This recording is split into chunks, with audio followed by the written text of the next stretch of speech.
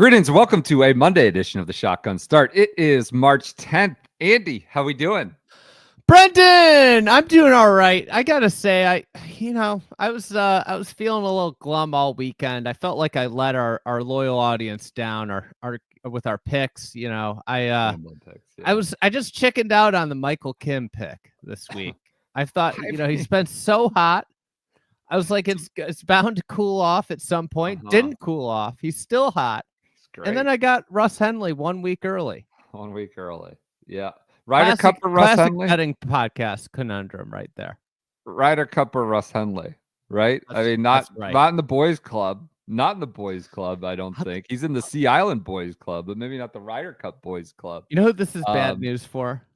Who? Bloody Ball? Yeah, I know. Real bad news. Gonna take another guy that's maybe not a speed demon, speed merchant, but hits it straighter and gets in the hole faster right now than you. He's 14th in the world before this win. Yes. Rusty. So he's going. What do we have a Nosferatu VC? People don't know who. Don't know who Nosferatu is. Talking about the vampire or something. That weird movie and the old tale. He tweets out what the OWGR is before the OWGR updates. For those doing it for a decade. Yes, I would guess that he's moving into like the 10 spot, maybe the 9. Yeah, jump into 10, about top 10 is what I would guess. Okay. Knock Tommy Ladd out.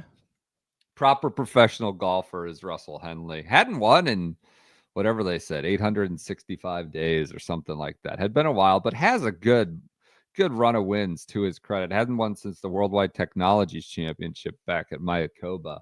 Nobody beats Russell Henley 855 days in a row. So he shoots a 70 on the final round. And another hard, Bay Hill's a real professional golf test. You got to be a good golfer who's also playing well at the time. And it's not a sprint. It's not a just get out and go with impunity and just fire away. You get popped if you're poor. You can make bogeys on a par 5 and maybe still win it, as Russell Henley did today. I think he bogeyed both par 5s on the front 6, didn't he? I think he made at 6 and what's the other par 5 on the front side? 4. Yeah, he made 6s. I only saw 2.5 of his shots on 16 though.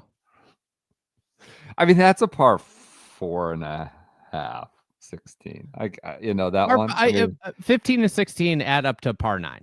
That's how people should think about it. Yeah, but that was a tough time. This is getting, Dave Portnoy is tweeting about the commercial break that blocked out essentially the shot that won the tournament. Golf was able to penetrate into wider audience for ignominious reasons yet again, as NBC was in commercial, and they come back and Henley's ball is rolling, and bang into the stick and goes down to flip the scoreboard there, and that would be it. Not great on 16, but maybe they didn't. I don't know. You got to be there. It's the last group.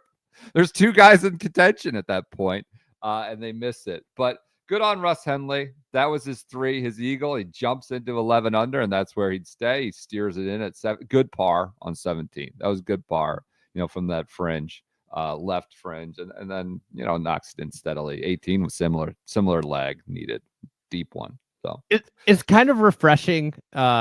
We've had such a youth wave.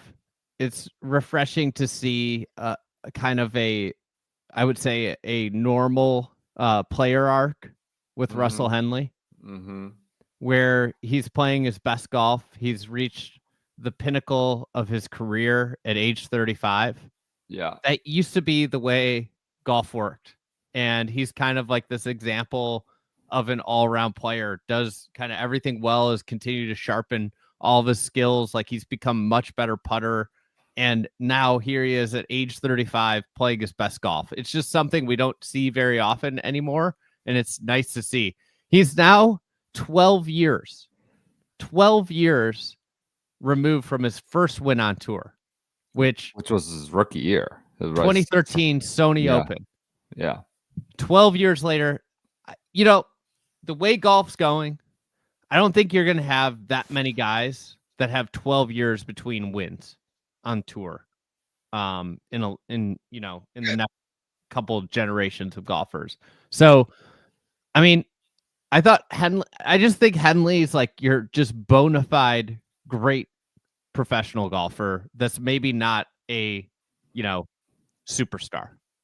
He will be, according to PJ, alerting us. Nosferatu has him going to 7th in the world. So there's a superstar, wild. Like you said, the superstar. But I mean, he is in fact a bona fide top 10 player in the world. Number 7, Russell Henley, proper player. I think Taylor Gooch isn't getting ranking points, so that's fair. We just have to put a whole asterisk next to this entire run of Henley. He's done it without Gooch in the fields. But this is sort of what Bay Hill has done over the years, at least in a pro golf setting. And we talked about this a good bit on Wednesday, is kind of identifying the very best pro golfers right now. It's kind of also maybe what signature events are kind of doing a good job. This year we've got Hideki, Rory, Ludwig, Russ Henley, Morikawa battling. Last year it was like all Scotty Scheffler and like 5 of them or whatever it was.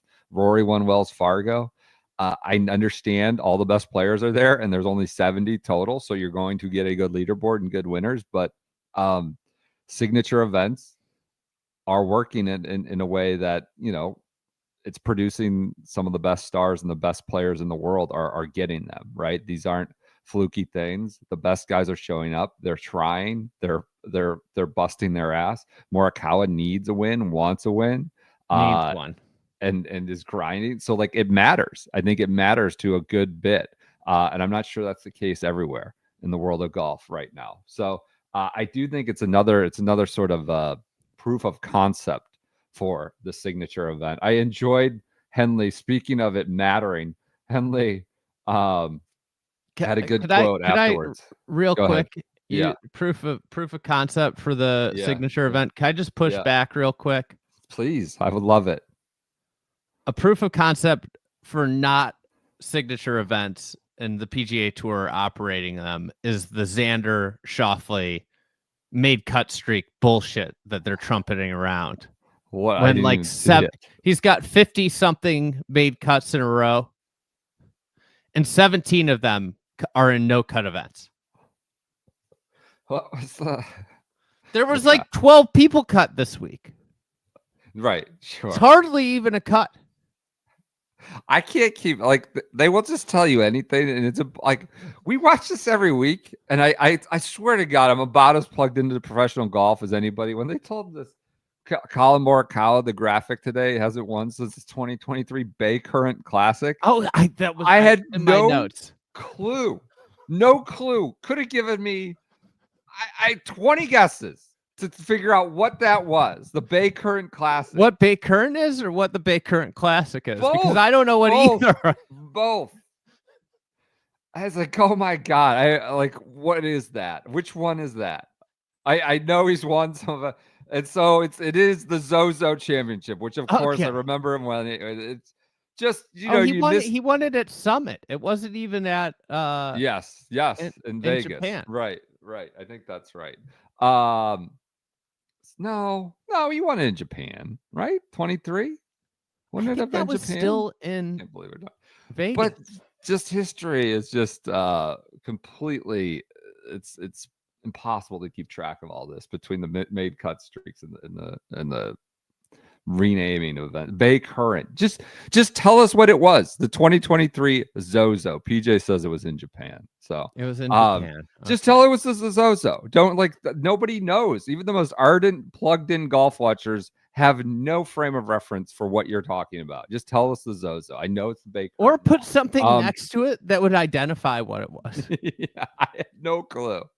Oh, on the subject of graphics. Yeah. I'm watching Saturday night. It's Saturday night recorded. I'm zipping through third round coverage. Yeah.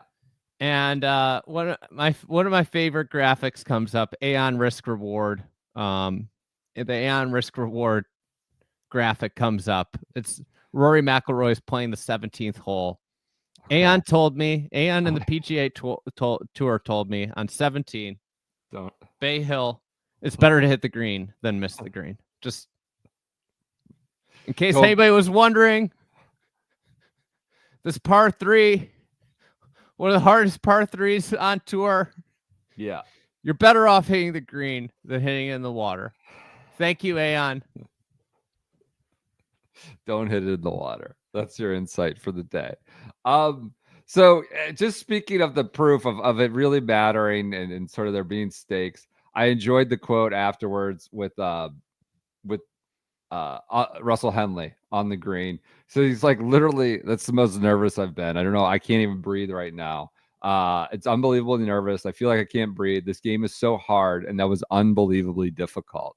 I just would pop that over to Morikawa, right? He said, golf can just be really mean like that. The guy, he talked all week. I mean, here's the difference. You have an elite talent, an elite talent of his generation, right? An elite skill set for his generation. I'm not talking about forever, but this generation. He won 2 majors. He's won Walker Cups. He is a top talent. And it's now been, since 2023 Bay Current Classic that he's won. Hold on. Yeah. We're forgetting something that he won. What? You're forgetting something Grant that he Thornton won. Or something? What did he win? No. What? He was the gross Euro? winner of the 2024 Tour Championship. He won the gross at the Tour Championship. That's not nothing. That's not nothing. I mean, you beat 29 on his guys. OWGR, it shows that he won in 2024. Oh, all right. Because he won the Tour Championship. Oh, what a if it was a gross mess. tournament, but it's of course a net tournament. What a mess. I was talking to a player about the Seminole Pro member, and they quipped that one you really want to win the gross division. Yeah. The Tour Championship you really want to win the net division. Right. That would make sense. Yeah, I'm not sure what's the net one doing for you over at that. It's kind of like, all right, I got paired with a chopper, or what happened there? I mean, I assume there's not even the AMs aren't horrendous, but still you're getting strokes at various points. So the event held at a country club, that's a country club run event. You want to win the gross. But the tour run event, you want to win the net. Pretty good. That's pretty good. So he was, Morikawa, I feel bad for him. I feel bad. He played great. He was gaining 3 strokes on the field, tee to green, just playing his ass off. Gets, the Henley chip is just, it's a bad break for him, right? It's just it's a one and whatever shot, and it goes in. But to Morikawa's point, that putt on 18 was a mess, right? I mean, he bombed it through, and then there were several other that were never close, right? He's got his head on his hands before he makes contact on a few of them, outside above the hole by 3 balls, never getting close. I found it interesting. You guys, he's an elite talent, done just a lot of things already in the game, and he's finally, this week I literally am just playing free, I'm playing golf. I had a good season last year, but every Sunday I was not really sure if I had it. I was still working on swing. Now I feel like my swing is, now this could be all BS. You don't need to take him at face value if you don't want. I'm tending to believe him here. He's like, I actually feel like I can play free. Last year, I did not know what was coming. I was kind of in my own head. I didn't know what swing was going to show up.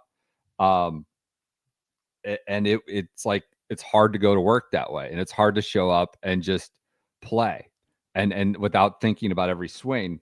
Now he's still doing it, or he's feeling that way, but clearly the stakes are something, even for a guy who's won 2 majors. That Sunday, whatever that word you want to use, free, ease, sort of casual, unburdenedness, whatever, natural, that shit goes away for everybody. Even Henley talked about it. Everybody, Rory gets anxious, Scotty gets anxious, everybody. And I think, it's a little bit further proof of concept. I don't want to say this was a major or anything like that. It's not. If you don't win this, you're not in agony in a way. But if you have a chance to win, it's a big deal. And did he get tight? Did that freedom sort of go away? I think it did. Yeah. But I will say they said there was like I forgot which on course. It was either Bones or John Wood on Saturday was saying there that Collins Caddy was talking about we haven't seen him hit it this good in a couple years. I think it makes sense. I think he was struggling. Like, remember when he was a couple years ago talking about like, I'm hitting draws when I want to hit fades, so I'm just going to draw the ball today. I think he's in a really good place. And I think like when you look at what's happened, there's been a lot of weeks where he got beat. And he ran into a world-class player who just beat him. I don't think this was this week. I think they were saying that Russell Henley took it from him. He had a 4-shot lead on the back nine. I thought we were going early. I thought we were going to go live on like the 17th hole with Colin and having it in hand. I think everything, it's just kind of what happens when you get a little nervous on the golf course when you're under the gun. Is like everything just deteriorated a little bit. It was just fractionally worse. You know, the driving accuracy hurt him big time on the back nine. He missed the fairway on 10. That was one of his bogeys. Missed the fairway on 16 into that fairway bunker. Had to lay up. That was a par on a hole that you want to get. So he just when you're not super long, you have to be accurate, especially at a golf course like Bay Hill with the way the rough was. And I think he was so accurate. He hit the ball so well this week, up until that back nine. It just got a little bit worse. And at the margins that you're dealing with, like you just think about like the approaches on 18, the approach on 17, which was a good approach, but like in comparison to the day before, where he was just a little bit more control coming down the stretch. And that's, trying to close out a tournament. I think like Colin Morikawa is the perfect example of like the old motto, winning is so hard on the PGA Tour. It's just so hard. And if you look at some of his other close calls in like the last calendar year, Masters, obviously Scotty Scheffler, the PGA, Xander Schauffele, Memorial, Scotty Scheffler, Century, Hideki Matsuyama. This one, I don't want to. Russell Henley's not at the level of those guys, and I think like he had a 4-shot lead. You got to get that done. Fair. Short on you, just a little short on a few. 4-shot lead on a golf course that is really hard to make up ground on. Yeah. I was just sitting there like, okay, he's gonna have to like give it away. Right. I mean, he was well short at 14. Now that was a tricky front pin, right? And you saw Henley kind of get the bounce, but his rolled back down, not a great scramble up and around after he'd been scrambling great. Short on the par 5, 12, awesome shot, but it just hops into the rough. He still makes a birdie, but like he just started getting a little, like you say, fractions off to allow yourself for a chip in to beat you like that, right? I mean, it's not like Russell Henley went and took it. It's a combination, right? You open yourself up for maybe quote unquote a bad beat, if you want to call it that, a chip in off the flag stick. He opened the door in that way, like you said. Wait, it didn't get. Go ahead. Russell Henley chipped in. He did. Rolled in. We did get a replay. I saw a ball go in. I just didn't see who hit the shot. Between that and Bones, I thought Henley was cheering on somebody else. I mean, between that and Bones is Mike at 18. Like literally the one guy you have narrating us through the last group. It's like he's driving through a tunnel and lost service.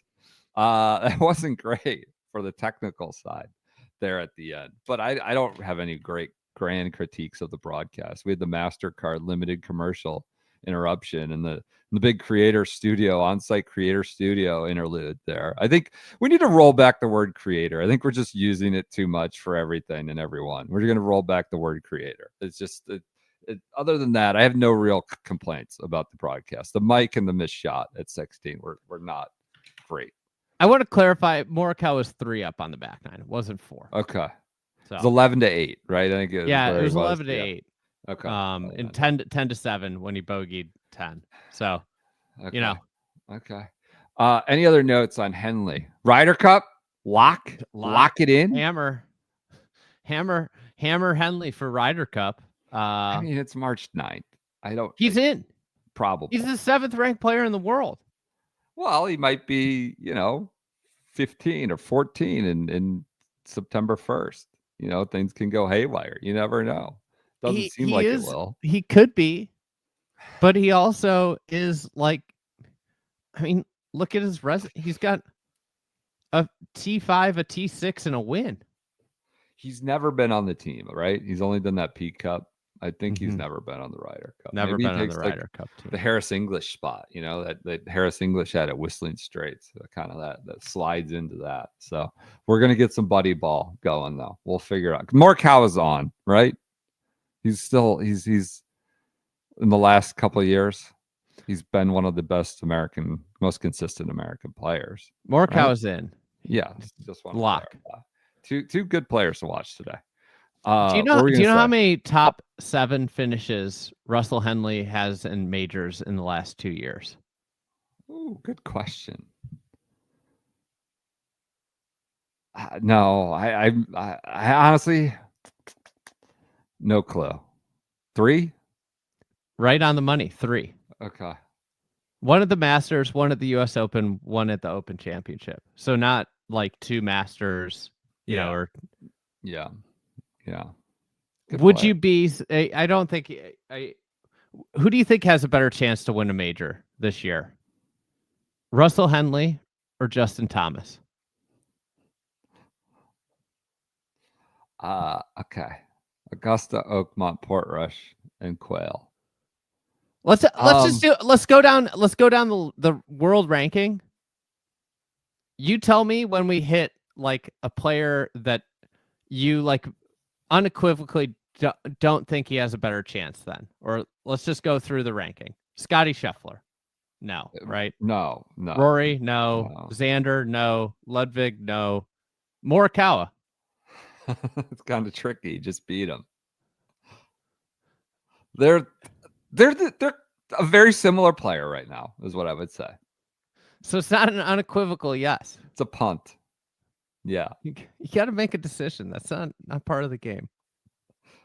Hideki, would you say him or no? Hideki has a better chance. Yeah. Wyndham. I mean, yes, I think he has a better chance than Wyndham Clark. Oh my God. Maybe. JT. Depends on the place. No. He doesn't. Get so disrespected. Yeah, I think JT has a better chance. Suits up better. He's already won at Quail Hollow. Okay. Fine. Hatton. No. You think Hatton has a better Even chance? though he'll hate every golf course and be pissed off, I think Hatton's a great player right now. Yeah. I would say, what about Fleetwood? That's an interesting question. That's a null. That's NA. He's not entered into best. All right. Now I'm just going to jump around to some names that are big names that are Bryson DeChambeau. No. Victor Hovland. See, Victor's changing his shoes. It's got to be the shoes. The shoes were the problem. Because he reads putts better. Victor has a better chance. Okay. Patrick Cantlay. Cantlay has a better chance. Brooks Koepka. Brooks has a better chance. Okay. This is just a subjective. Jordan Spieth. Waiting for that one. I would say Russell Henley. Okay. Would be a smarter choice at the moment. All right. I feel like I feel about the same as him. I don't think I would put him over JT. Wyndham? Who would you take? Like if it was if I was tiering players, I feel like he'd be right in the third tier, the third bucket of players, right? You've got I'd put like Scotty, Rory, Xander probably in their own tier. Maybe you throw Rahm in there. We forgot to mention Rahm. I think Rahm would be an unequivocal. Yes. And then I think it would be like Bryson, Ludwig, Morikawa. I don't know. Rahm flexing all over the broadcast with his tequila ads. I wonder if the tour loves that. He's in every commercial break. Rahm's face narrating everything. So I wonder if the tour likes that. One other important note. I know I'm wearing my Illinois gear for those that are watching this on YouTube. My Illinois good hoops win gear. against, was it Perdon't? Didn't you beat them? Great win. 13-1 run or something like that. And yeah. Great. We're now that we haven't had our team doesn't have norovirus and the flu, we're rounding back into form. Good. Georgia has retaken the solo lead. Oh, University thank you for wins your honesty on the year. I like it. Good. Three wins for Georgia, 2 for Illinois. Good. Next closest has 1. Accountable. I love it. Morikawa, I guess, had 16 top 25s last year. 2 runner-ups. Obviously, it's a major, just a great season, but didn't feel like he was playing well. So I mean, anyways, he's been 4th. He's 4th in the world rankings. He has 1 in like a year and a half.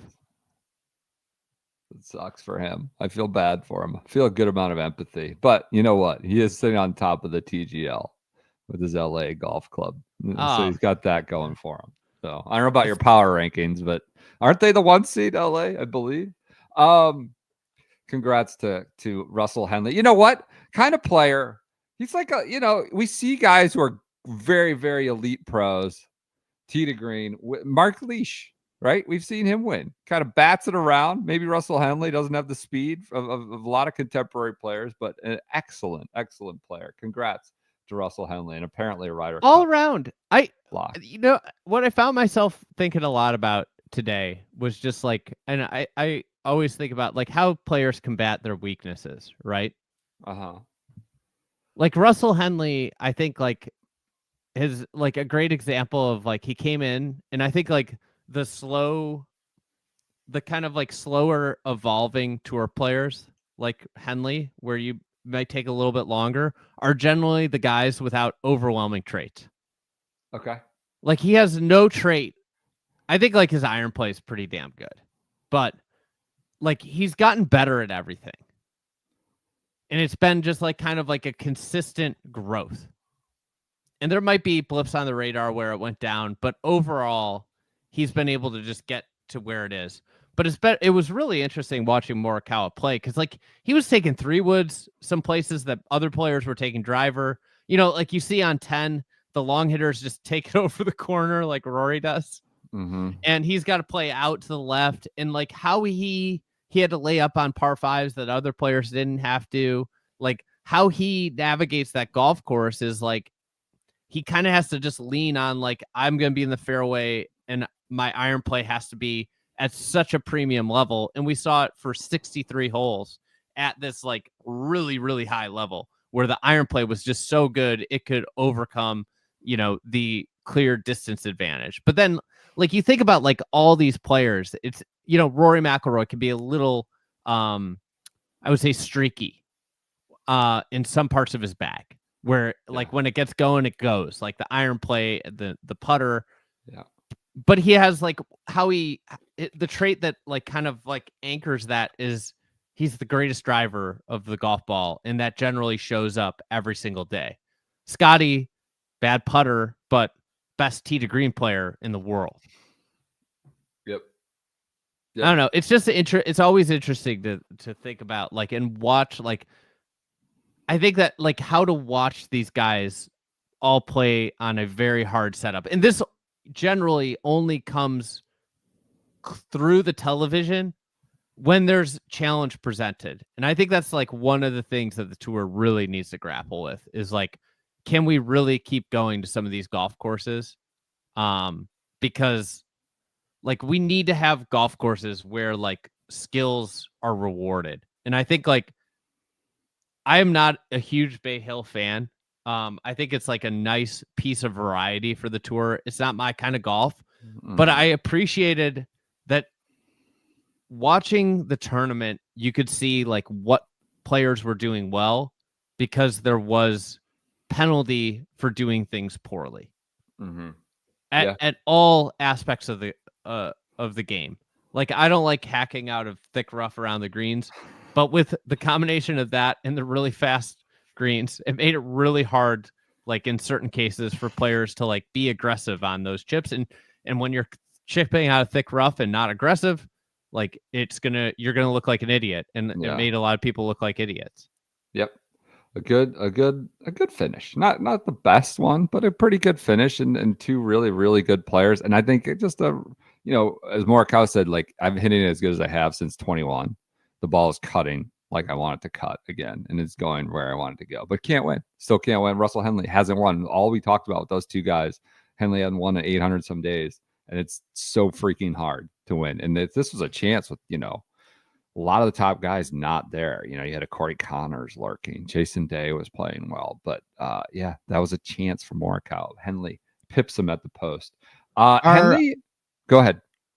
Are we certain Morikawa can play in front of big crowds? No fans at Harding Park. Limited fans at St. George's. Is that what we're getting? 2020 Workday Charity Open, another win, and that was no fans, that right? Concession one? Was that the one? I think that was right out of the gate. Was that Colonial? No, he didn't win Colonial. No. He lost Colonial. He got close. I think it was close. Memorial, right? Yeah. It was at Memorial, but it wasn't the Memorial tournament. Yes, the week before the Memorial. Was that the one that Rahm had to got DQ'd? No. Okay. That was a Cantlay win, I believe. Could be wrong. He's won multiple Workday championships, I believe. Workday. Yeah, WGC concession. Workday. Yeah, which was another COVID event. I think that's right. Yes. Yeah, because they moved it from Mexico, maybe, right? Wasn't that a makeshift deal? All of his wins, all of his biggest wins have come in 2020 or 2021.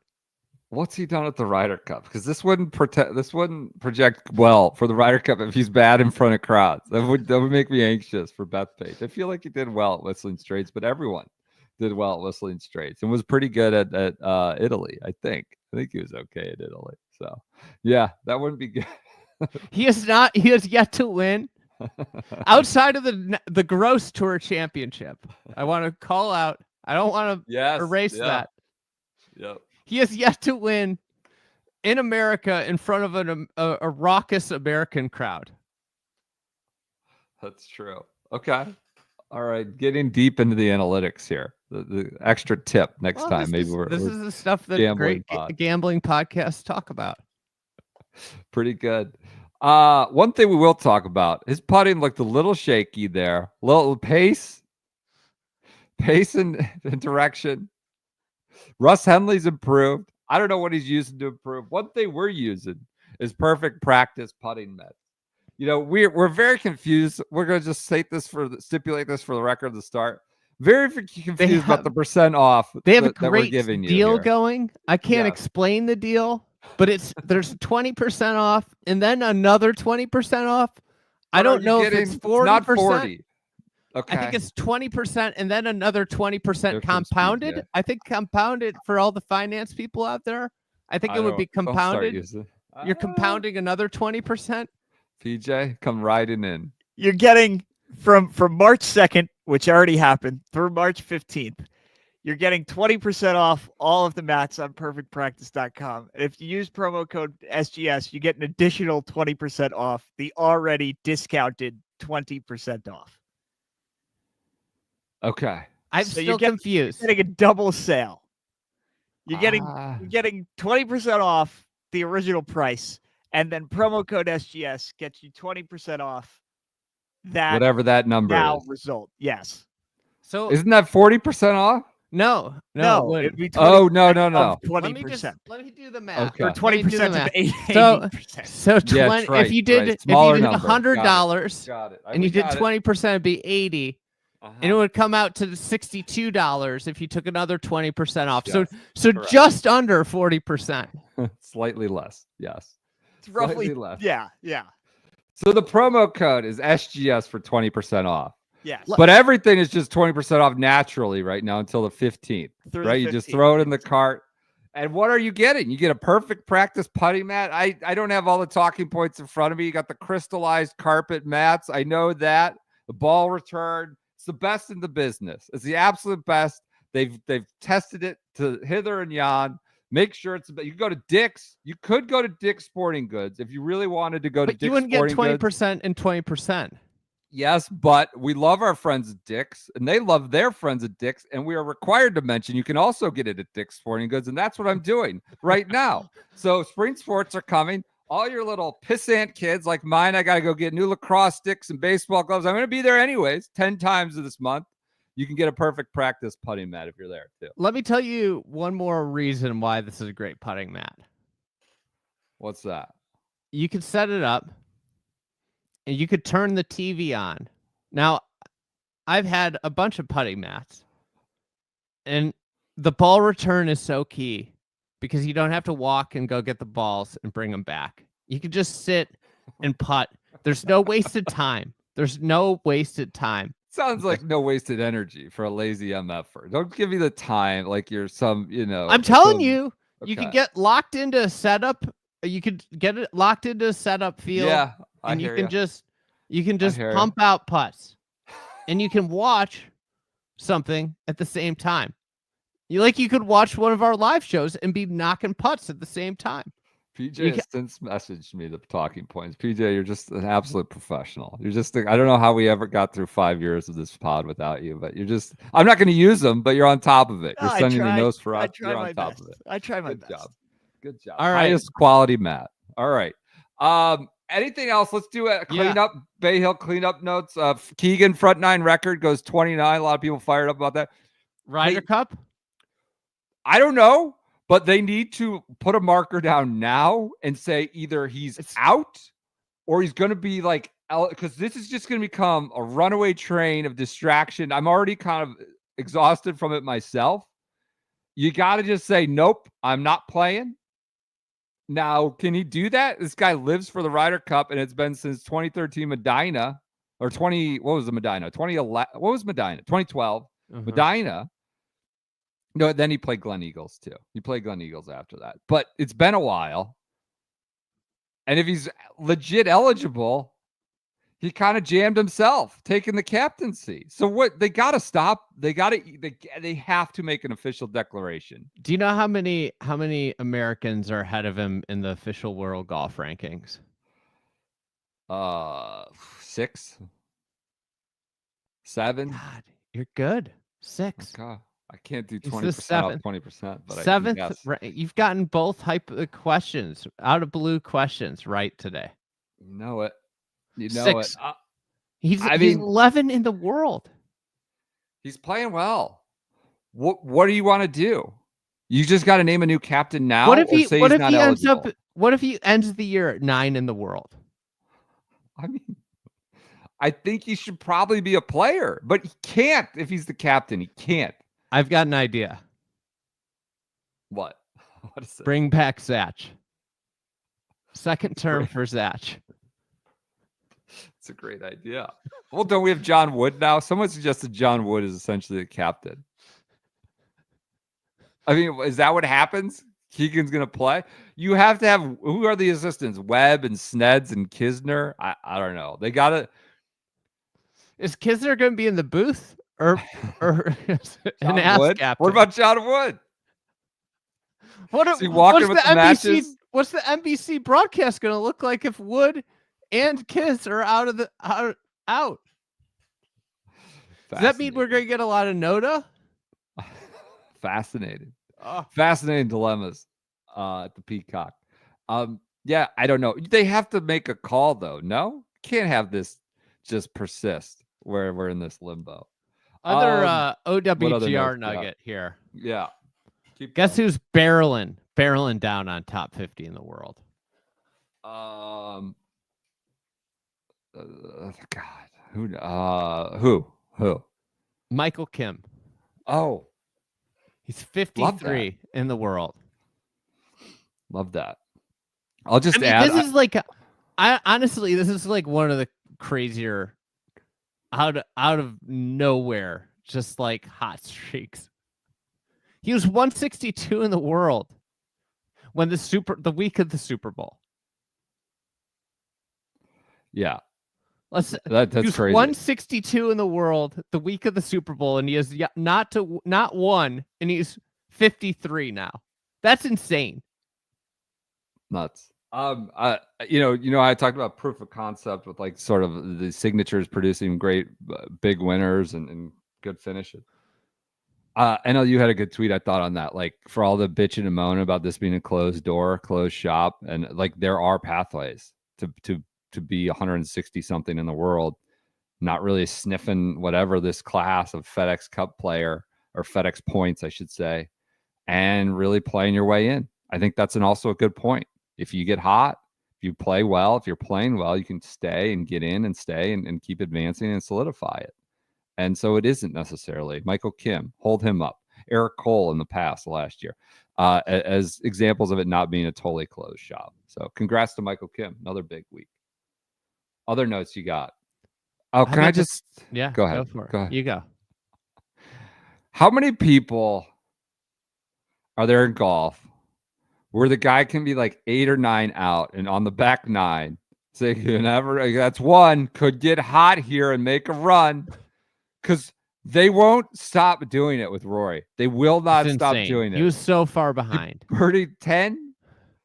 Did he birdie 11? I think he birdied 10. But even the one on 10, they're like, you never know. He could get hot here and make a run. The guy is just playing. I'm not suggesting he wasn't in it, but okay. All right. He wasn't. I think he's one. I'm not sure who else. Maybe like Scotty, they would say it for, and they probably still say it for Tiger and Phil. They do it with speed. They do it with speed. But I don't know. Scotty, they do it with Scotty too. Because they were on Saturday. They're like, I mean, you never know. He's another guy that's on here. And I'm like, he's 8 back. He's 8 shots behind. Rory had 8 holes to play. There were only 8 holes left. He was like 20 guys ahead of him. Anyway. I did think it was crazy too. Kisner was like, if Keegan gets to 8, I wouldn't be leaving. I wouldn't be leaving if he gets to 8. But did they think the wind was just going to start blowing 40 miles an hour? Any other notes you got on Bay Hill? How about the tank? He's awesome. He's got to be in the Ryder Cup. He opens with a 77 and finishes T5. He goes 77, 66, 69, 69. What a week. What a 3-day stretch for the tank. Absolutely great season. Is he still number 1 in the world? Here's a question. In a major, who's got a better chance? Russ Henley or the tank? I like the tank. Or is do you like Kisner calling him Ox? No, I like the tank is what I like. I kind of like Ox too. Ox is a good one for him. It is. You need to get him, get him dialed in. He's still number 1, I believe, projected, as far as I can tell. Russell Henley only number 2. The website leaderboard doesn't have the projected up. Just Georgia 1-2. The $1 billion sponsorship's not represented. Georgia is 1-2 in the world rankings right now. The fake ones. I have nothing else on Bay Hill. Another fine week. Do you have any other notes? Yeah, I do. I do. The trees in front of the bunker on 15 are growing. That was a note. Wait, what? Which one? Those trees on the right? Yeah, on the right. You know how the bunker has the trees in front of it? Yeah. You tee off over the hedges, and then the bunker has the trees in front of it. Every year I just laugh when somebody's in the bunker and I see the trees. And this year I was like, oh, those are a lot bigger than last year. the double hazard or whatever it is. I think they're like 30 yards up, but the trees are definitely growing. It's great. Yeah. It's even better than the 30 yards up because they serve no utility for a professional golfer. All they do is screw up with like a random golfer that's playing there on a Saturday in April. Likely of an advanced age, struggling to get there. I love the guy that wandered into the shot on the road. It was, I believe it was Henley was teeing off. There's just this guy's head pops in between the hedges, and he's like right there, distracting. Ridiculous hole. Go ahead. Did you see Faxon's before image of 12? No. On the Instagram. Yeah. Yes, I did see that. Yes. They played it on the telecast on Saturday. They put it up. Oh, okay. I couldn't believe they did that. It was like, it's like this cool golf course, like sandy waste. Yep. Like, it just looked like, something today that you'd pay a lot of money to go play. Dick Wilson, the original architect, was pretty good. Yeah. And then they showed the after with like condos, the bunkers out in the rough, just like bright green grass everywhere. It was like, that's a fun like par 5 there, climbing the back of the property. It's not a bad par 5. Yeah, that was a startling before and after though image. Anything else you got from the Bay Hill Classic Invitational? How about Day's mud ball on 16? It was bad, but he also like made a bad swing. It was like we shouldn't absolve him from any responsibility for the shot, and Kisner didn't. Like he dropped his club like on the follow through. It wasn't just mud. Although a lesser man with less integrity would just be shouting about the mud the whole time. I don't think J Day did that. He kind of knew he made a poor swing, but that was a muddy ball. Well, they were watering a little bit. I don't know. They didn't get a lot of rain as far as I understand it. So, yep, that was bad. That was essentially the end of his tournament.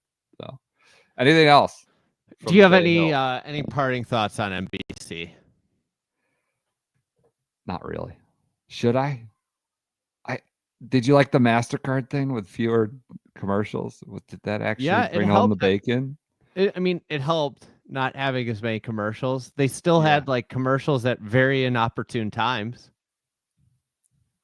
Well, like walking up the 18th hole. Yeah. Yep. As noted by the 16th missed shot. Not great. So, I thought it was okay. I didn't have any grand takeaway. At a certain point, when you're so far behind the other broadcasts, like it feels like, honestly, like it's like you get excited when CBS is on, when it's on CBS, and you're kind of like, oh, I can't believe I have to deal with NBC this weekend. It's like just generally, I don't think I'm the only one that feels this way. Well, for me, there's like an undefined like gravitas now that comes with like I can't even just say it. It's just a better like a feeling of I think they have like a nice collection of individuals. I like their group of guys. NBC, yeah. NBC to be. I like their individuals. I agree. At what point does the microscope go on who's calling the shots and like who couldn't hold a chip shot? Who couldn't execute holding a chip shot 10 seconds out of a commercial so that you don't have moments like you had today? Yeah. I mean, it's easy to blame, but heavy is the head.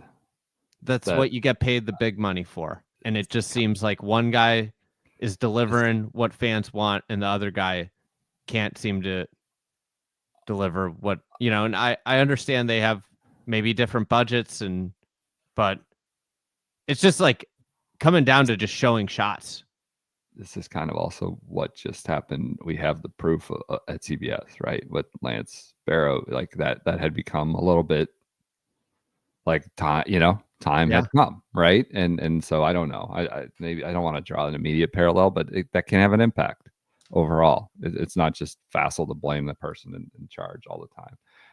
I did enjoy the high drone shot of the 16th tee. That walk back is absurd. That's its own par 3 going from the 15 green to the 16th tee. Just an embarrassing walk back, but whatever. Okay, we'll get to roll back later. Those guys should do that in the practice round. I got a great unsubstantiated rumor for rollback talk. Okay, we're getting there. We're going to be there in, I don't know, 2.5 hours after we get through the next 8 tournaments that happen this weekend. That does it for the Bay Hill. And congrats to Russell Henley. We're on to the Players Championship. They're disrespecting Mr. Palmer. We're announcing featured groups, power groups, super groups, whatever they call them. Just totally disrespecting Mr. Palmer. But we're moving to the Players on the PGA Tour. Also on the PGA Tour, the Puerto Rico Open. Carl Phillips steers it in the house, wins by 2. How about it was living up to the Sunday Red proclamations? First, taking the torch. He's the next Tiger. I read that. I read that he is because he signed this apparel deal. He is now the next Tiger. You were critical of that. And then yeah, like Jake Knapp, you were critical of it, and they came around and shoved it in your face 3 days later. He wins. Listen, he is the next Tiger. He is. I'm sold. He won the Puerto Rico Open. First player in Sunday Red to win on the PGA Tour. And he's not Tiger Woods. Carl Phillips. Do you think they could count that for 83? They're damn good. They're damned if they're going to try. I bet they do. That's a good point. It's a good joke. He wins by 3 over Rasmus Nørgaard Peterson, the Euro Tour rookie who came over. Joey Bramlett. Yeah, the amateur. Kieran Von Wick, the amateur, senior at Charleston, I believe, is won on the APGA. I think he was the first name to ever win on the APGA. He was in the mix. Mix is probably too strong a word. Phillips really ran away with it, but it was top 5. He earned his way into the Clanton role. He's in Valspar now. The next, okay, good. Koiven, where's Koiven? Did Koiven make? Koiven cut? He made the cut. Yeah, he's 19 points. Needs one more. We'll have 4 amateur golfers earn their card this year. Congrats to Phillips winning Puerto Rico Open. I think it was preferred lies all 4 days. George McNeil also he dropped off. I'm sorry. At one point he was top 25 this morning. George McNeil was stunting all over us. He's T46. Made the cut. T46. You told me he was going to top 25. He was on his way. It looked like it. Jeremy Paul, T16. Who did? Jeremy Paul. Aaron Paul's brother. Congrats to Jeremy and Aaron Paul on the winner. Patrick Waskid faded to T6. That's too bad. That's too bad. I don't know. Austin Cook was in the hunt for a minute. He was subject of cutthroat corner last year. Hasn't done anything. He finished T16. I don't know. This is just it's a PGA Tour event, but it's not quite. So congrats to Phillips though, nonetheless. God, Matthew Jordan played in it. Really? Yeah. The 69-71 in the Open Championship. He tied with McNeil for 45th. Listen to his scores. Ready for him? Did he not? Come on. All right. What do you get? He went 70, 69, 68, 70. So he broke free of the 69 to 71 zone by 1 shot in 1 round. He's incredible. He always shoots that. No 78s, nothing like that, but also no 65s. One of the great calls by you that just keeps bearing fruit, keeps showing up for you. That's a great one. Should we run down some MCs and I'm going to ask you if you're surprised. If you want to do that, you do it. Let's go. All right. I'm not surprised Taylor Montgomery and that swing missed the cut. Oh God. Jimmy Walker missed the cut. Brian Stewart missed the cut. David Hearn missed the cut. Chris Stroud missed the cut. Bill Haas missed the cut. William McGirt missed the cut. I thought he started hot. Kevin Chappell missed the cut. Jonathan Bird missed the cut. Bird. Let's see. Who else do we have? Sean O'Hare missed the cut. Adam Long missed the cut. Sung Kang missed the cut. Jim Herman missed the cut. Russell Knox missed the cut. He's still in this field. Scott Piercy missed the cut. Got some Cody Gribble missed the cut. Thing. Yeah. Ben Crane missed the cut. Ben Crane. How is Ben Crane in the field? I don't know. Kyle Stanley also missed the cut. I lost you. Lost your mic. This is just out? my... Oh, it's me. It's you? Me. Keep Can going. you hear me? You're good. So there we go. We checked in. None of those guys. Our betting tip did not bear fruit because Will Chandler missed the cut, and he had previously played well in his collegiate career in Puerto Rico. Accountability. When we miss, we miss. Nobody gets 100% at the window. and our Chandler one was off. Maybe not the deepest analysis. You know who didn't miss the cut? Because there is none. Sergio Garcia went nuclear over in Hong Kong. I know it's a shorter track. Well, 65, 64, 63 to win. LIV Hong Kong beats Dean Burmeister over at LIV Hong Kong. The Fireballs also take the podium, I think, for their second win of the season of 3 events. The balls are hot, as their name would suggest. They're balls of fire. They are hot right now. And Sergio, he says, I know Luke Donald's watching. I want to play. I'm going to get in there. He's been like, that shit matters to him. I think he's taking a lot of pride. I don't know that you could say that about everybody in LIV at the moment. We'll get to them in a minute. But this stuff, I whether it's just to shove it in somebody's face for critiquing him or he actually cares, whatever the motivation is, he's now won twice on LIV, really since July, twice in, 9 months. He's got 3 other playoff losses. So he's been on the doorstep a bunch. And his fireballs are pretty good. So Sergio, maybe I might be putting, we're a gambling podcast. I might put a small wager on him for the Augusta. Masters. Yeah, maybe. Why not? It's not crazy. Little nugget. But yeah. Listen, Sergio, all-time competitor. And, when this really bore its fruit for me was, I spent a decent amount of time in Austin, Texas. And I've heard from numerous people that he gets chippy in local games with just local club members. Well, just hates losing. He's just like an all-time FU competitor. I mean, I think it's that. I think he's also an asshole. Listen, I think he just hates losing in a lovable way. He does. He's a competitor. I will miss him at the Players. I miss him. He was always so fun to watch at TPC Sawgrass. He's a great player for that. So proof of life for Phil. Proof of life for Phil. His High Flyers get a T3 podium, their first one ever. You know what's good? Why this is good news for the Low Flyers? It means that there's a real good chance that we're sitting in the media center on Thursday at Augusta, and you go, you know what? I think I'm going to write Phil. For those that don't know, it might be new. I don't think I've ever talked about this, but I attend all these majors with you. Yeah, and there's almost every major. It's Thursday or Friday, and you turn to me and you say, I think I'm going to go write Phil. And then you write an article about Phil.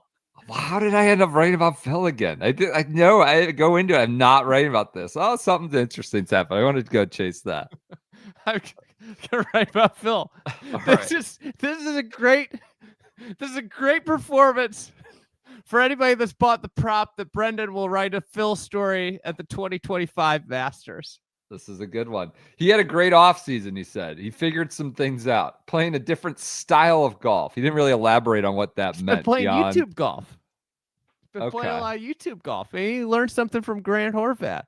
I'll just say this. I've heard this from Phil for the last 15 years. I'm in the best shape of my life. Had a great offseason. I feel really good about where things are. I just got one little thing to fall or tweak or congrats to Sergio, though. Congrats to Phil on finally getting a podium. I think he finished, what did he finish? Top 5? I don't think he got an individual podium. How about Bubba Watson, though? Did you see that insane quote? No, I didn't. I'm excited because I didn't. This flew under the radar while we're on LIV. This is on Fox Sports, the rights partner of LIV. Written by Ralph Vacchiano, an NFL reporter. So I don't know how this ended. This just complete NFL writer on Fox Sports. I do remember that name. I think it was in New York. PJ probably read a lot of Ralph Vacchiano growing up. Big SNY Giants beat writer Ralph Vacchiano. Well, that was on Fox writing random Bubba LIV updates. Sure, why not? Bubba Watson has already been to the Pinnacle Golf. In fact, he's been there twice, and he's had his forever moment too. He won his first of Masters. It was in that moment when he had to put on a second green jacket 2 years later. The feeling had to be incomparable. For a professional golfer, there couldn't be anything better. But apparently there is. This, Watson said in an interview with Fox Sports, This is the greatest thing I've ever done in golf. Liv. Playing Liv. Going to Liv. Playing on Liv is the greatest thing he's ever done in golf. Not the Masters. This. Being hung out to dry by your team, only to have them welcome you back. You got 4 months relegated. later. And they said, no, never mind. The other day, I got asked the question, like, what was the date that you sent your first Fried Egg newsletter? So I've just go into my Gmail. I know exactly what to search to find it. And I pulled it up, and one of the news items in the newsletter was Bubba Watson saying, this was December 2015, saying if he ever got to world #1, he was going to retire. Oh, I remember that. He's going to quit. And he got a little close at times. He's like, I don't know. I might have just. I think he had like a 10-win thing too. If I win 10 times, I'll quit. Yeah. But then he took that back. Yeah. Look, Bubba can love it and be all in and be earnestly enjoying himself. You know, he said, I said a couple of years I didn't want to be left behind. I think golf is going in this direction. I don't know. I don't know if we can say that at the moment. So he could be as earnest and into it as he wants, but to suggest this is the pinnacle of the greatest moment of his career, the greatest thing he's ever done, I think is maybe a stretch. Can I point out something that we as golf fans have not been granted? That would have been a content bonanza. Would have been high times on social media. A Bubba Watson Ryder Cup captaincy was surely going to happen had he not gone to Liv. I don't know. He had been volunteering. He volunteered for Solheim Cup too. He was bound. He was going to get it. Yeah, but that's sort of him imposing his will on the. Incredible. It would have been the greatest thing ever for content. It would have. I don't think they would have given him that. Remember when he was sick and he was elbow bumping everybody at that one? What was that? He was a volunteer captain one year. I know, but that's because he literally said, I'm coming no matter what. I'm going to attach myself to the cargo port of the plane. Throw me down with the luggage. I'm coming. They don't actually pick him. This was a great possibility that because he went to Liv, and this is the greatest thing he's ever done in his career, that we as fans have lost the opportunity. Would have been incredible. I might campaign for Bubba Watson for Ryder Cup captain. Maybe he's the replacement if Keegan has to play. Oh God, I'd be really into that. That would be great. One other Liv thought. Yeah, please. If you look at the leaderboard and you just like cross off half the names, you could convince me that it was 2014. Sergio, Phil, Paul Casey. That's a good point. Pat Reed, Martin Keimer, Kevin Na, Mark Leishman. It's a great point. If you just Graham McDowell was T12 too. Yeah. If you just filled in with Louis, Nick Watney, maybe a Sean O'Hare, pull some guys from Puerto Rico and just plug them in. Sub them in for like McKibben and Sassy Munoz. Yeah. They're good. All good. It's a good point. All right, let's wrap up the weekend in golf. I want to talk about Liv a little bit more. I want to talk about the last place player in Liv, but we may do that in a quick segment coming up. DJ LPGA, Rio Takada wins in Japan. She beats Minji Lee by 6, just wallops away. Rio Takada wins the Blue Bay LPGA. That was in China. I'm sorry, Rio is from Japan. So that's your LPGA update. That was Saturday night. On Corn Ferry Tour, the Astara Chile Classic presented by Scotiabank. We have Logan McAllister wins by 1 over Davis Chatfield in the final round. It goes Victory Monday. Victory Monday for the Fried Egg Enterprises. Logan is a fried egg enthusiast. Wears the belt. I don't know if he still wears it. At the where at the U.S. Open when he was an early leader. He was like 100 through 1. He was your leader at one point. So yes, Logan McAllister, the least burly of the Burly Boys team, the one at Oklahoma. Yeah, tall drink of water, not burly. that it's been fun. That team is like, making its way through pro golf. Right. Yeah, completely. He was down to not a lot of starts. His status was not like ideal. McAllister, and he wins. Now he's got, Ryan French was tweeting about that as well. He's, obviously in a good shape to maybe get a card with a win on the KFT. Was third in PGA Tour U the year he graduated. So obviously like very pedigree golfer. Yep. That's your Good KFT. to see him play well. Congrats, Logan. On the DP World Tour, Callum Hill wins the Joburg Open in a playoff over Sean Norris and Jacques Krujewicz. Again, he should start a wine label and compete with Bill Hill. Ridiculous comment. Just a ridiculous suggestion. That's your way of saying I didn't watch a single second of the Joburg Open. How about Fratelli? He had a great, finished T4, I believe, or fourth, 13 under. One out of a playoff. Right ahead of Danny Von Tonder. I would love to get Danny Von Tonder back in the spotlight. It was a great couple of months when Danny Von Tonder was regularly in our lives. That's your Joburg Open. PBJ was in the mix too. Good for PBJ. And then last but not least, we have the Cologuard Dump in a Box Classic, where we have a late movement. Jason Karen. Is that the Club Pro? Yes, from Mill River. From yes, Long it Island? is. Long Island, stand up. Just Strong Island. into a T1 with he's fending he's carrying the flag against a trio of Australians. He's the flag bearer for the United States against Rod Pamps, Stephen Alker, and Greg Chalmers. Oh, I thought it was going to be Dick Green. Chalmers. Dick Green had a tough Friday. 4 over on Friday. Tough, but battled back. I can't believe Pamps didn't get invited to Bay Hill. This must be his revenge. Alker is New Zealand. Sorry, he's not Australian. I think that probably offends some New Zealand. No geopolitical. But yes, that's your update here. God, my headphones keep going out. I got to plug. Big Earn's only one shot out. Yeah, no, this has been kind of chaos. Stu Sink just made a triple on a par 3. He had to take a drop. I've been watching it back and forth. This has been a chaotic last hour. How's the booth been? How's Zinger? We were getting into it on Friday night during the tape delay. This has lost all juice without Zinger and Papa on site. This is really Zinger's got to get in the mix.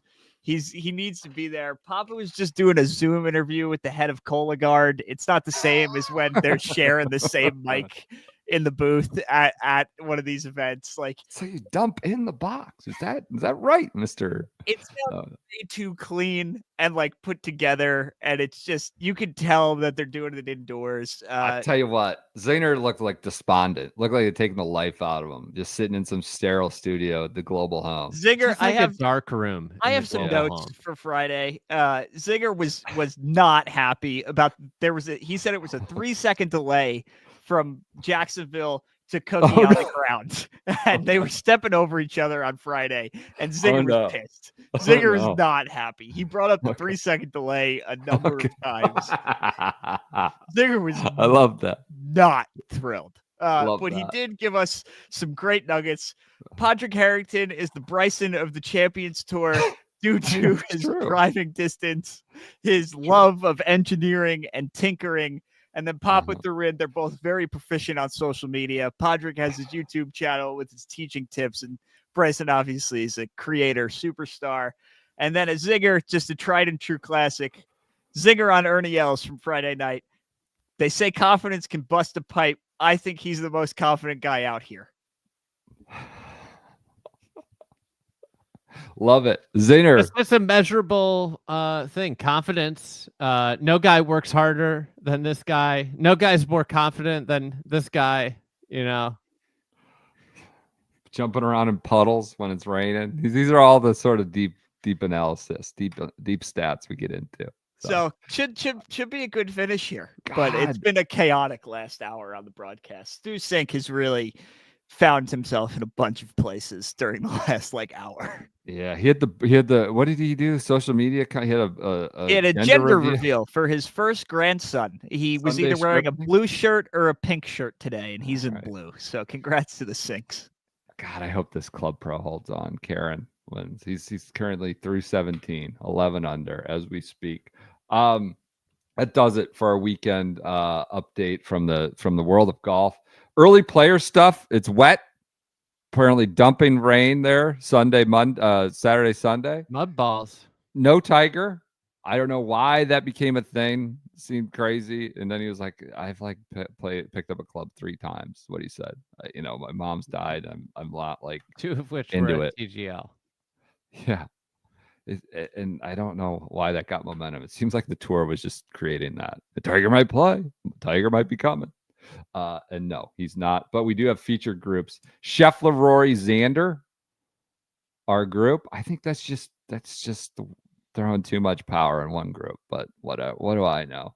JT, Ludwig, and Hideki are your groups so far that we've heard of. So Scotty, Rory, Xander. You gonna follow that one when we're down there? We're going down. You gonna follow that Scotty, Rory, Xander with the other 75 influencers inside I feel the like ropes? they do this all the time. Why don't they spread it around? I think that's too heavy in one group.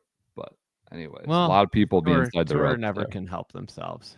A lot of people inside the ropes for that one. All right, and then news.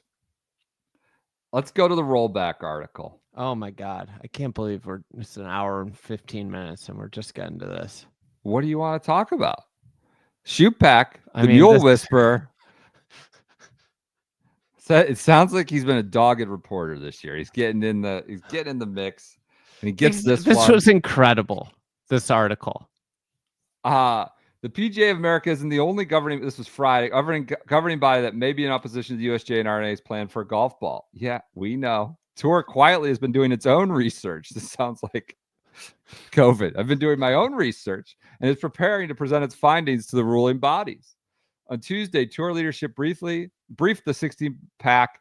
Maverick McNeely, PAC member since last June, is running for chairman, said, quote, "It was as united as I've ever seen the PAC." So they are one and the same, arms locked on this one, at least at the PAC level, about whatever it may be. McNeely just would not state his opinion. But players who've been doing this testing, which apparently was a little experiment down at Sea Island in the fall, did have comment to Adam Schupak of Golf Week. I think it's a bad idea. I can't get on board, said Brian Harmon, the former Open champion. There are so many more steps we can take to mitigate distance with golf course setup, driver setup, before you force companies to R&D a bunch of things. All right, can we pause real quick? Oh, there's a lot to say. Go ahead. Regarding driver setup, they were trying to do that, and everybody refused it. I feel like people would lose their shit if we went that way, but he can throw it out there as sort of a straw man or whatever.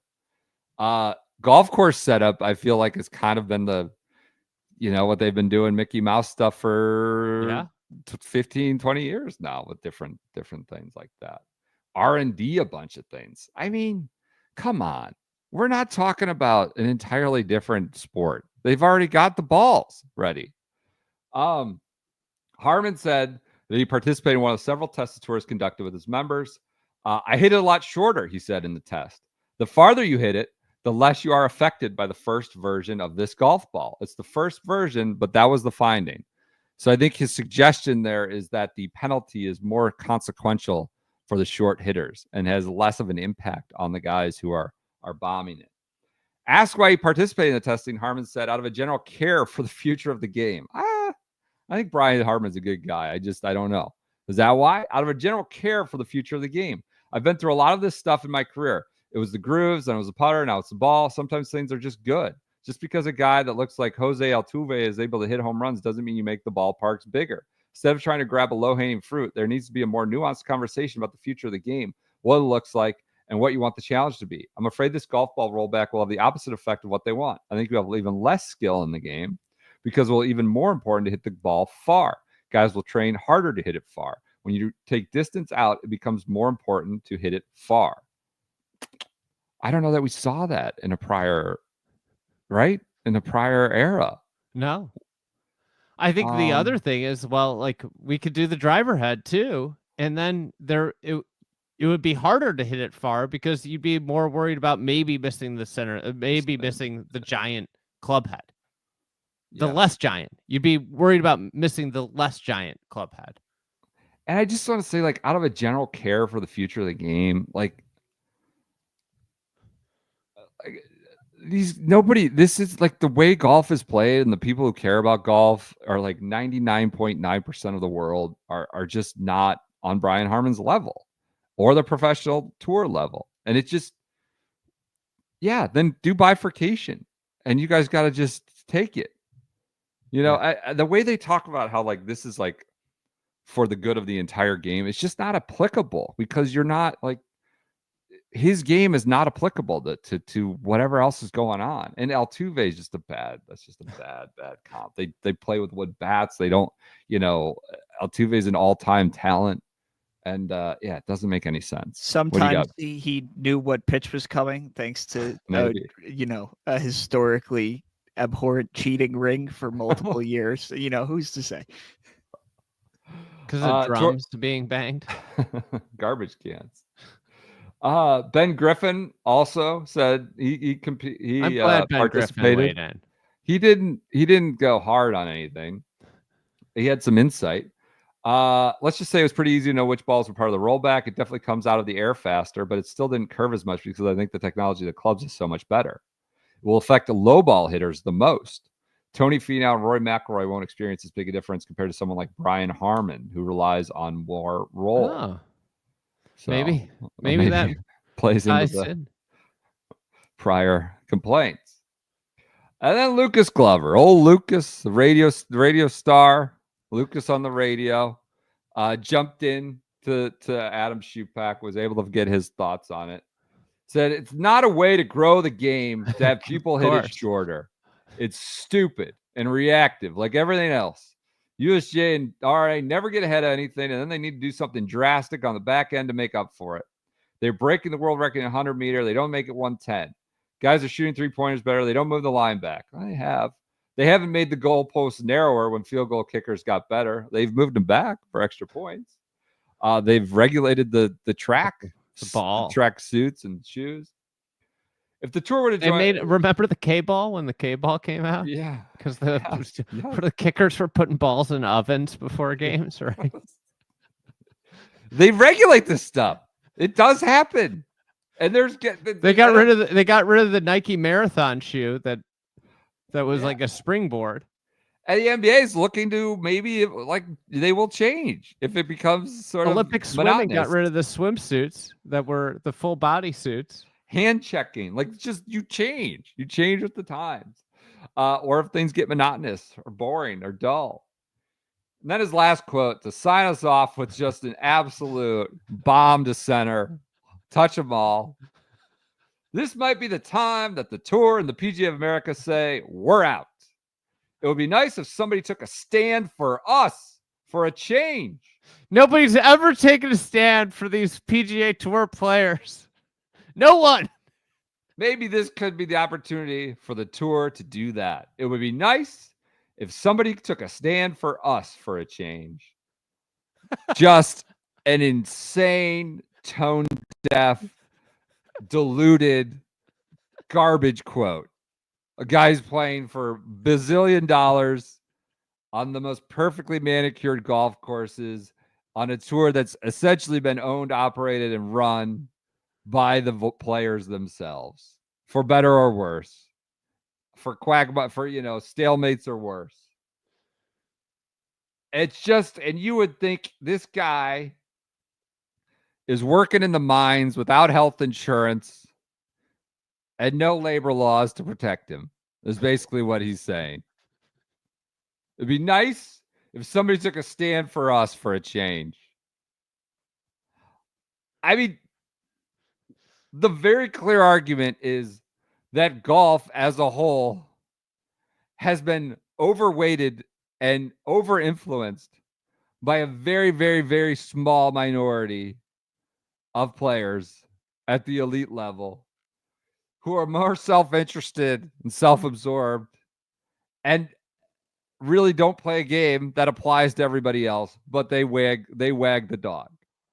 And he's here crying that somebody should take a stand for us, for a change, as if this hasn't been the case. No protection, shouted Charlie Hoffman.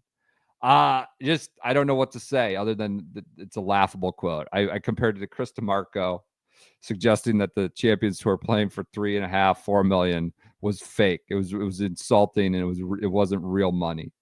The Champs Tour, like a lost leader. That's what it was up there with. You have an unsubstantiated rumor about this? You wanted to share? You want to post? I'm gonna hold it off. We'll hold it off. Listeners aren't gonna like that. Dangled the carrot. Hour 23 in. It'll be just one. We'll keep it in the rainy day fund. Okay. We started this pod. We're saying we're gonna go for 35 minutes. Let's wrap it. We're way too bloated right now, like the PGA Tour. That's why you're not getting the unsubstantiated rumor. All right, everyone, enjoy your Mondays. We'll be back with you on, was it Tuesday night or something? We'll be in person. I'd like to just extend a sincere congrats to Dustin Johnson on his official retirement from pro golf. I tweeted about this on Friday or Saturday. I was like, now do Homa. All Liv bots came back at me. He's getting body bagged by Anthony Kim. He shot 6 under and still finished last in the final round. Yes. So that's good. I mean, the 6 under is good. You know what? I don't think he cares. I mean, I don't think he wants to be out there being DFL. Probably not even for him. It's really enjoyable. Yeah, it's not good. Not good for DJ on that, whatever it was, 6,800 yard course. Maybe that's what they locked him up. But yeah, we're gonna do another segment, a temperature check. DJ right now is burnt toast. He's just I don't think it's burnt toast. He's just retired. That's fine. You're out of bread. You're not even. You don't even. You're happy. Like you're not even. You're not even edible. He's fishing. He's just a retired golfer that's still making appearances. He's an ace. Nobody outdoes the aces, or whatever they say. Everybody knows the aces. All right, DJ, retired golfer, finishes DFL at LIV Hong Kong. Sad, kind of, quite honestly. All right, everybody, enjoy your Mondays. We'll be back with you on Tuesday night, maybe in person, maybe not, probably in person, huh? Our next episode from Ponte Vedra Beach Tuesday. Area. All right, fire it up. Do you get in Tuesday? Late Tuesday night, so it could be a tricky one. I got a real beaut of a flight there. I might be completely wiped. Yeah, we'll figure it out. Something that added salt to the wound this morning was forgetting that it was daylight savings or whatever it is. And I'm like, oh, so it's functionally 1 hour earlier even. Oh, God.